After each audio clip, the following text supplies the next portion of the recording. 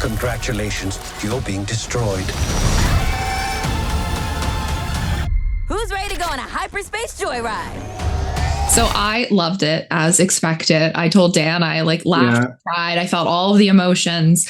I'm really curious to know how you balance the emotion with some of the laughs, because you have these beautiful moments like the Padme and Leia moment, and then you have the Snoke pit. Yeah. I think that's what Lego Star Wars allows you to do. And I also think that there is a bit of a philosophical decision that has to be made at the beginning of a process like this. And one of the things that we decided early on, before we wrote a word, was we said this might be our only opportunity to ever write a Star Wars story. So we're going to go for it. And we're going to write it as if it were at the epic operatic scale that we love from Star Wars. But at the same time, it is Lego Star Wars. And that means we can be off kilter. We can be silly. We can do things just to be funny. We can have callbacks to famous lines. But because we had made that other decision, it never deviated so far into we're just doing gags for gag's sakes. It was more like all of these things are allowed to exist together, so that because we love these characters and because we understand them, I hope as people, as their desires and their wants, and Sig's challenging a little bit the sort of dogma of the Jedi to say, well, you should be free of attachment. Your brother is beyond redemption, and him going, actually, maybe attachment can be good, actually. We saw Luke display, I think, and ultimately part of the reason that Luke is successful in Return of the Jedi, despite Yoda saying, don't go to your friends. Your father is gone. And he's going, no, I don't think that's right. I think that is a comment on the nature of the light side of the Force. And so we thought about all of those things in a very serious, non-funny way, because I think it warrants that. And one of the most rewarding things that we've heard from people, whether it's from watching the previous series or these new episodes, is you kind of get to the point when you're in the last episode where you forget that you're watching Lego and you just feel like you're watching a Star Wars. And it's not that we don't love that it's Lego. We obviously wrote to that, and the Lego lets us do things that you could never do in a live action Star Wars. But it also speaks to, well, the inherent, the story and the characters and the thematics that we're trying to tell were a strong enough foundation that all the Lego fun, as enjoyable as it is, it's not what's holding it together. I'm glad you mentioned that Padme Leia moment, because it's one of the moments that we, even when we were doing the sound mix, it's right at the end of episode 3, and we all kind of just sat there. We were like, geez, this is so sad. And we're like, wow, that was really sad. And I know that we all created it together, but everyone was bummed out, even behind the scenes of the creative team.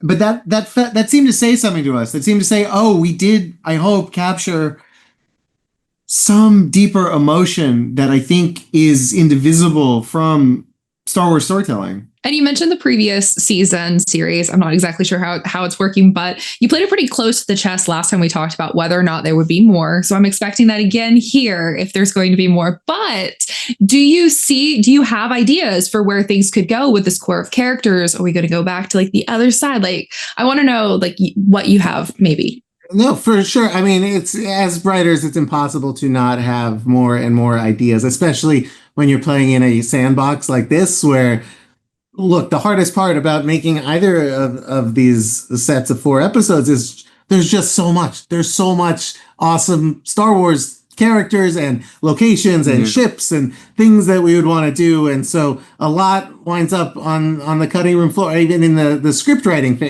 Our initial scripts were just too long. We could not fit it all into the 22 minutes of an episode. And so, yes, we've got plenty of ideas. We would love to. But if this is sort of the final, I think it's a complete thought. Yeah. I think that if you watch all 8 of these episodes, even if you were to watch them all in a row, I think you would really see kind of the philosophy and what we were going after. And so I hope and it would be awesome to make more. But if that doesn't end up happening, I do feel like there's a real arc here that we feel proud that we were able to bring home. There definitely is. And I'm one of the kinds of people who watch the credits all the way through. And I noticed that Mark Hamill had that consulting producer credit. Yeah. How involved was he in the process of things? Extremely involved. Yeah. I mean, he was amazing even from the first season. You know, I don't think it's shocking to say we were hoping against hope that he would want to be a part of this. And we didn't know. We had no idea. He had not been a part of the Lego Star Wars content prior to this. So our hope was he would do it. And what he said to us, which is one of the most meaningful things anyone's ever said to us, he said, you know, I decided I wanted to do this because I read your script and I think you both really understand Star Wars. Love that. What I mean, what else could anyone say to me that would make me feel any better? from Mark to say that? I just feel like, oh, there is something here that we've captured, even for someone like Mark, who is, of course, you know, he is Star Wars in many ways, and so his contributions were to keep us authentic to Luke, but also to find the contours in which he was excited to play and deviate, and he did so many improvs and so many line suggestions because not only is he Mark Hamill, Luke Skywalker, he's also one of the great voice actors of all time. So we have a legend in two categories, actually, working on our thing and giving us his insight and his advice and trying different things. And so many of the jokes, the joke in the second part that he makes about the Kessel Run, that's just a Mark joke that he did in the moment. That was not written.